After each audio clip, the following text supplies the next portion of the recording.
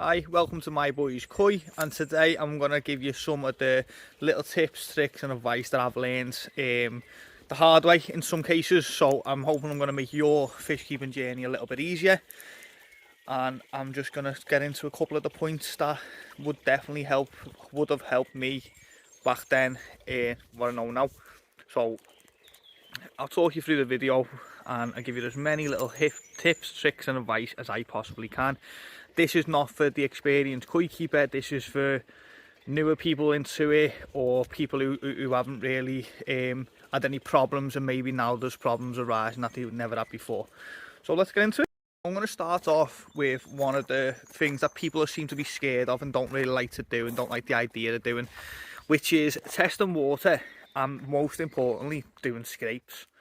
For some reason, people think when it comes down to getting a microscope that it gets scary and it gets complicated and it gets out of hand. Now, that's not true. When you get a microscope and you learn how to use that microscope, it gets a lot easier because then you know what you're looking for. So it's by spending that £40, it doesn't have to be an expensive one, you can get them second hand, eBay, Facebook Marketplace, get a cheap microscope, spend some time watching some videos, learn how to use it and find out what's wrong with the koi. Because if the koi are flashing and there is parasites there and you don't know when you're putting in these anti-fungus treatments or all parasite treatments, they don't work, and that's a fact. They don't work because not all parasites can be killed by one treatment, essentially. Not that I've ever come across it anyway. So there's normally, if you've got flukes, you have to treat for flukes. If you've got trichomoniasis, chilodonella, etc., you have to treat for them separate, because the treatment don't do flukes and chilodonella, trichomoniasis, etc. And that'll happen across the board with different parasites and different bacteria strains and funguses and whatever else can be going on in your water. But that's not to be scared of it. That's just saying, tip one, get a water test kit, get a microscope, learn how to use them. It will do you so much good throughout your journey. So another big point that really worries me with a lot of people, something I've done myself, something I will not do now point blank across the board, is take fish from other people's ponds. Now what I mean by this is, you see adverts saying closing down ponds, selling all my fish and all my equipment and whatever. That to me terrifies me. I don't like the idea of it. I don't like the idea of going to a pond. Them fish could have been there for a year, 5 years, 10 years, 25 years. You don't know. You don't know what's going on in that water. You don't know how good the maintenance was, even if they had the most amazing maintenance, but they are so used to that water. When you move them, you are going to discover there's going to be problems in 9 out of 10 cases, I'd guess. Fish who are mature to water are going to have problems. Fish who've been neglected are going to have problems. These problems can be bacterial, they can be internal, you might not be able to see them, you might not find them on a scrape, you might not know until it's too late. Introducing a new fish doesn't always mean that fish is going to be the one that gets sick. That fish can bring in the bacteria strains or whatever else it can bring, and it can poison the rest of your fish. Well, not poison, it can affect the rest of your fish. So it's something I won't do. Don't buy fish off some random guy, you know, don't get them for free off some random guy. Also, don't go around pet shop to pet shop buying fish from Pets Home and Maidenhead Aquatics and then a local dealer and then some guy you know. Don't do that, because that will bite you on the arse, I promise you.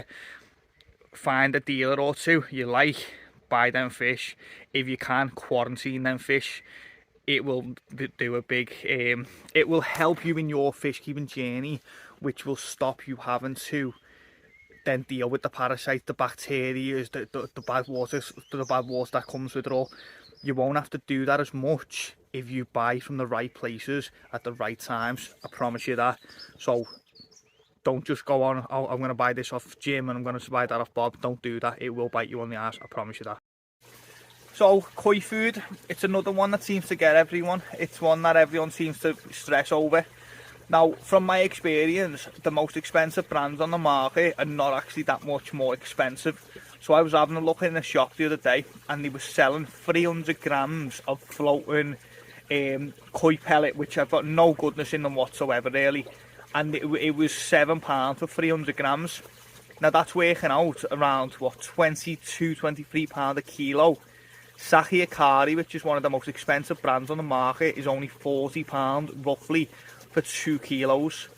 This cheap off-the-shelf food, the lowest quality food, was working out are more expensive than the best food, you know, on the market, or one of the best foods on the market. There's loads of foods out there. That's down to you to do your research, see what your friends are using, see what other people are using, see if it's worth spending that 40 quid in one go or spending that 7 quid every week.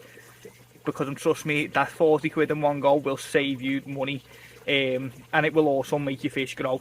Feeding low quality food, your fish won't grow. When they don't grow, you start again to lose faith with the hobby. Want to buy bigger fish, don't do it. Buy the little bit the better food, but don't just get took in by the price either or the packaging. See what people are using. I personally use the Shikigoi Pro, which has just changed name at the moment, but I've got a lot of that and I'm happy with that. It really works for me, so I'm going to continue on with that for now. But I do want to try Saki Akari properly this year, so that's tip number 3. So the next one on the list is treatments. Now this is another scary one. This is one that most people get put off by: koi treatments. Now you're talking about things like potassium permanganate, known as PP.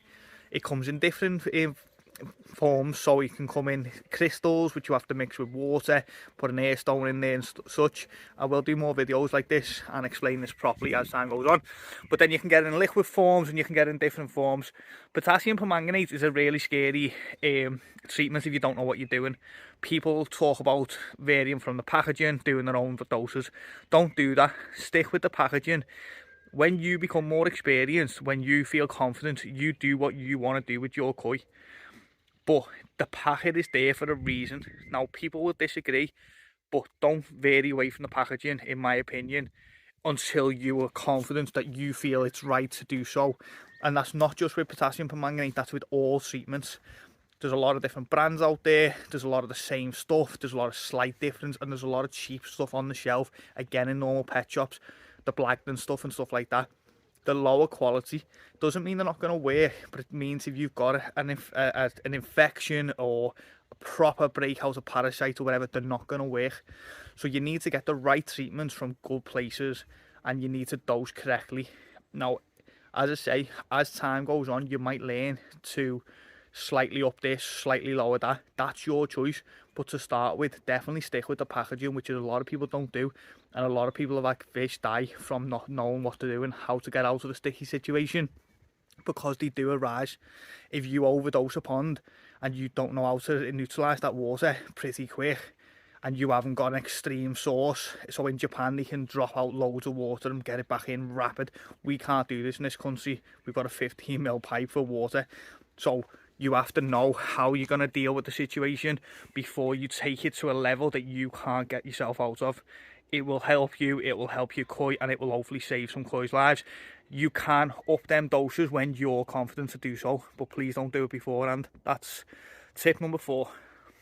Tip number 5. Now this might not seem like a koi tip, but it really is. Don't believe everything you see on the internet. YouTube is full of videos showing people how to treat water, how not to treat water, stuff like that. How to feed, how to not to feed. Don't believe it all. You have to get your own way of doing things. Now you take a little bit of advice from everyone. Hopefully you take some from this video, someone else, you read books. You take that advice and you come up with your own way to to look after your koi, to take care of them, to treat them right, and to get the best from them. Now, if you're gonna just blindly follow me or blindly follow someone else, you're gonna have problems. There's gonna be stuff that I don't put on camera. There's gonna be stuff other people don't put on camera. There's gonna be stuff I tell you that you would think, you know, if that's exactly what's happened, and there could have been something different. Not that I've meant to lie or someone else meant to have lied, but we could have done a water change that we haven't mentioned in the process. Could have done a clean that we haven't mentioned in the process, and that then you don't do that and bite you on the bum. I hope you understand what I'm trying to say there. So don't blindly follow anyone on YouTube, including myself, or on any platform. Use the social media platforms. They really are there to help. You've got UK Koi Owners, which I'm an admin for, on Facebook. Amazing source of information. 28,000 members, fantastic. YouTube channels where I learn most stuff from. The internet, Google alone, you got ChatGPT, which tells you a lot of information. Again, you got to take it all with a pinch of salt, but it is good information, so you might as well look it up and you'll find your way. The stuff again that I do now, that other people would disagree with, and vice versa, but that's okay, because I know that I can look after my fish. You will know how to look after your fish eventually, and you'll get to a point where you're happy about doing it and you're confident about doing it, and you can use treatments and foods and whatever else without getting scared about it. And yeah, so I'm going to leave it on that because I'm not going to harp on. That's tip number 5. Don't believe everything you see on the internet.